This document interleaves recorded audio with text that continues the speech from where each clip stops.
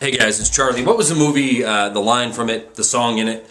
Supercalifragilistic, the sound of it's quite atrocious. I know I'm not saying it right, but every time I hear the appointed money masters, and I'm talking about Bin Bernanke, Tim Geithner, or any other shill for the banking cartel, go before a camera, go before a microphone, and start their, what I consider to be economic terrorist statements, I start hearing this song because it's so utterly atrocious. Now, if you're labeled a terrorist, a Muslim fundamentalist, or your ideology is different and you're labeled a terrorist in one of the many countries we're currently militarily engaged in, you can look forward to a 50 cal round from a mile away ending your life, or perhaps a more exotic $75,000 Hellfire missile fired from a multi-million-dollar Predator drone.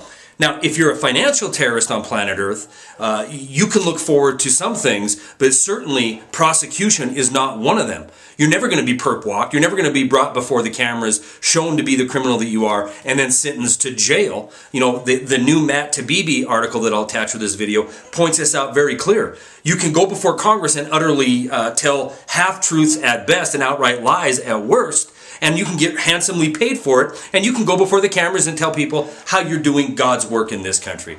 This is how financial terrorists live in the United States of America and around the world for that matter. Today, Bin Bernanke goes before the press, the so-called press, and gets handed some softball questions. In a broad-ranging meeting that he had, the subject ranged from the debt ceiling to the new watchdog agency giving the Federal Reserve even more power. But when the question was brought up about the credit card limit in the country, once again we've seen the statement starting to be issued that I consider to be nothing more than economic terrorism. It's going to be cataclysmic. It's going to be a disaster. It's going to be worse than 2008. Fear, fear, fear. Do what I say or else type of thing. We all remember Brad Sherman standing in the floor of the Congress saying, if we didn't give the bailouts, tanks in the street, martial law, ATMs wouldn't work, the world would come to an end, and ever since then, they've employed this terrorist technique to get exactly what they want. $7.7 trillion in national debt in 2007, and as of this week, we've went over the $14.3 trillion national debt limit that we have established right now. So it's hardcore pressure from the too big to fail spokesman to get this $2 trillion extension. And if we don't do it, it's going to be pandemonium. And you have the mainstream shills regurgitating this over and over and over again. We have to do it or else. If we don't do it, the whole world's going to lose confidence. And, we're all going to go to hell in a handbasket unless we throw this nation further and further into debt.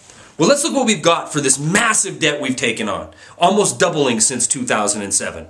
The housing sector is what's blamed for this. The people who got loans they shouldn't have, all these no-good so-and-sos that were suckered into taking loans, and then these loans were chopped up and sold around the country, causing the financial meltdown, the housing sector. So with doubling our national debt, with giving out trillions of dollars to the too big to fail, how are we sitting? Are we on the road to recovery? That's what the mainstream media would have us believe. 28.4% of every home in this country is now underwater. That's a huge number, more than it's ever been.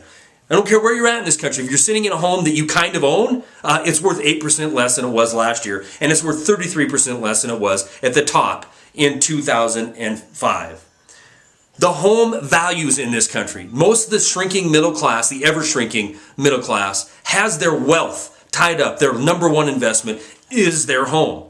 The housing value since 2005, or since the start of this crash rather, has fallen $6.3 trillion. That money is gone. Where did it go? Well, let's look and see who's experiencing record profits, record bonuses, and now demanding more money to keep the con game going, to keep the casino open.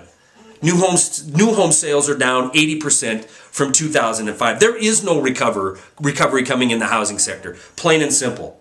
And even if there was a demand for it, we have 13% of every home in this country sitting empty, sitting vacant right now, and 57 continuous months of recession in the housing sector.